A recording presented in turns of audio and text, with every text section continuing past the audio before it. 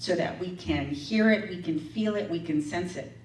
But how many of us are even aware that there is a version of us that is not here in the physical? Can I begin to cultivate a relationship with it and not waiting until shit hits the fan? I said the word again.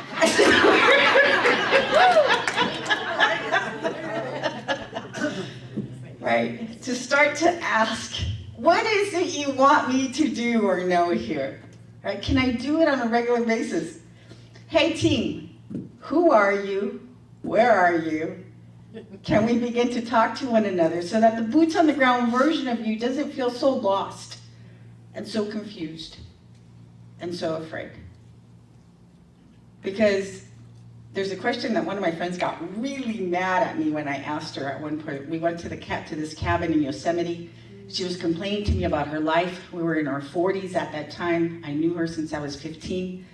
And I'm still hearing the same stories, same complaints. And so we were in the kitchen and I said, Lisa, how has this all been working for you? Oh, she couldn't believe I asked that question.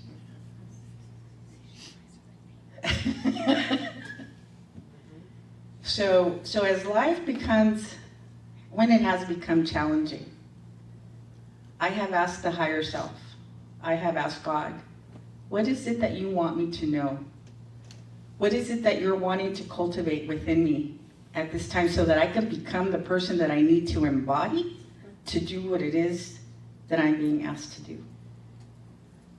So I'm doing this more regularly now, right? I'm trying not to come at life from my personality, from my mind, because I have a whole team. And my higher self has the ability to see from the mountaintop, right? To see ahead to the traffic jam that's going to show up down the road.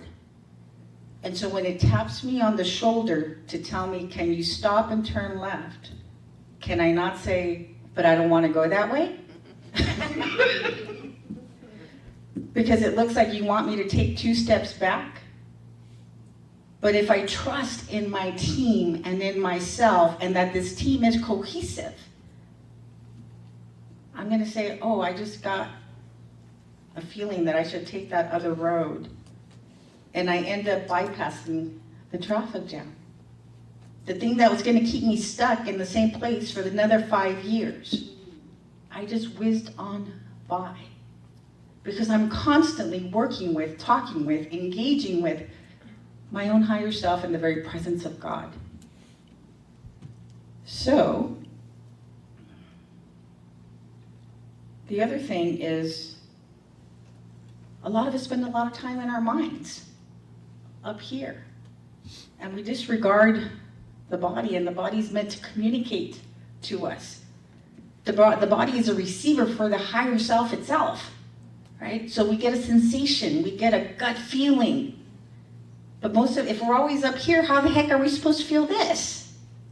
So learning to pay attention to the signals of the body. So not only do I have God, not only do I have the higher self and me, but I have this receiver, mind, body, spirit, right? So we want to occupy and use all of it so that you and I can embody the people we have to become to do what we came to do.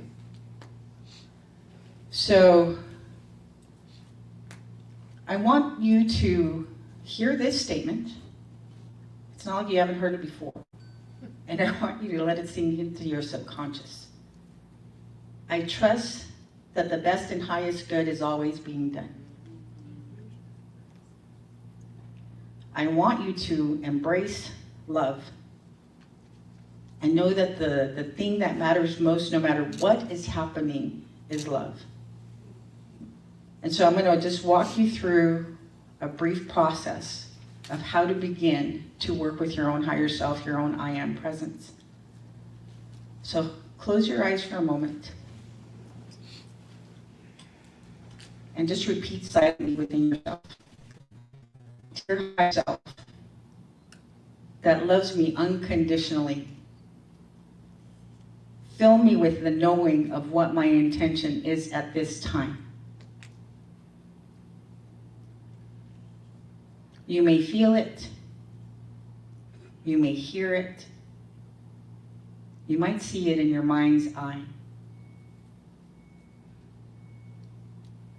Thank you for working with me on this intention. Next, ask it to show you the color that is associated with the intention being realized.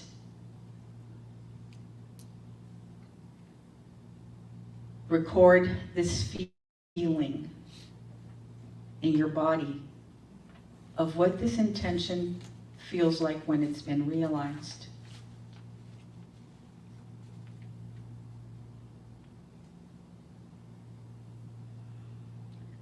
Now, every time that you see this color, you will know that you are on the right track. You will feel the feeling of the intention being realized.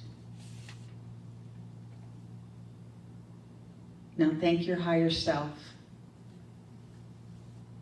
for it is you. And so you can open your eyes.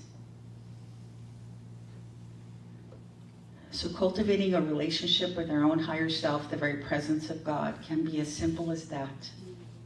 So that we don't need the big experiences to show up, to force us into stepping into being bold. Talk about a colorful team. So for me recently, being bold has been stepping into an area of life that I've kind of shied away from, which has been my health. Right? There has been a condition that has been present for 22 years, and I've gotten by.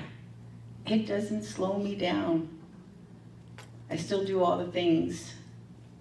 But there's one thing that I had not given myself permission to do. And I love to travel. I love to go to sacred places. But over the years, when I see Peru, I'm like, not for me. There's no way I could do that hike up to Machu Picchu with this body. So I taught a class recently where during the last class, I asked my students, if you only had a year left to live, what would you give yourself permission to do without needing to wait for the diagnosis? So everybody gave themselves permission to do something. So for me, it was beginning shamanic training, the initiatic path of learning the Andean cosmology and wisdom. And it's a 3-year program. But it's safe enough, right? Because it's like twice a week on my computer with my teacher. I started in June. Today's the 30th. I started June 11th. And a week ago, my teacher said, we're going to Peru.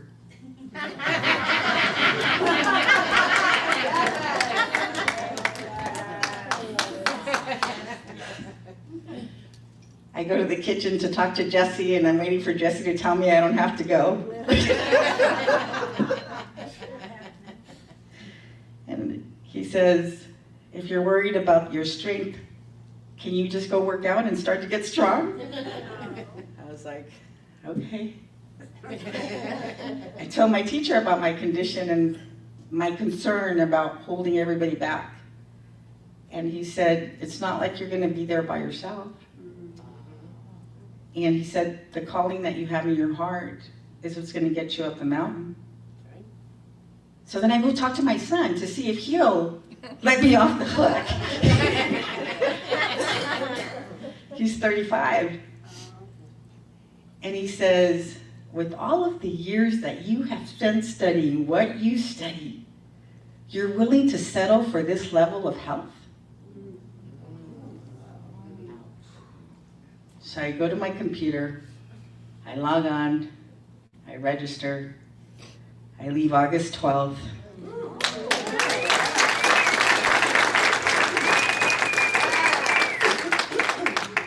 And it's not like there isn't fear, but notice I didn't say I am afraid. There is fear. But I have a very colorful team. Right? And we just sung that song, I am blessed, I am loved. I know I encounter love everywhere that I go. And I know that the best and highest good is always being done. Thank you.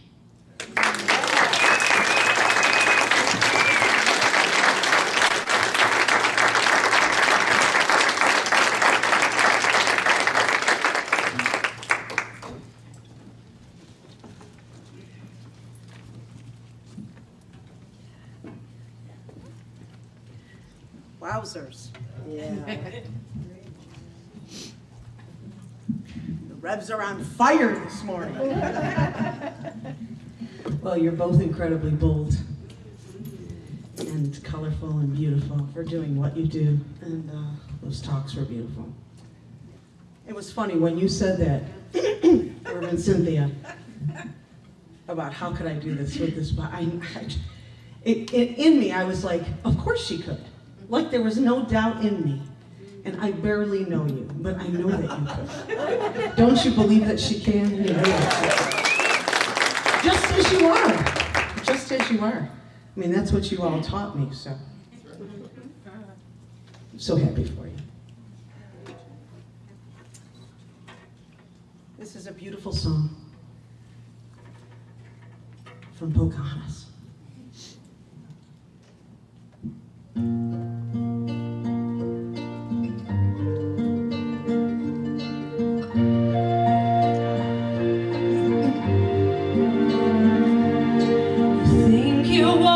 Whatever land you land on, the earth is just a dead thing you can claim. But I know every rock and tree and creature has a life, has a spirit.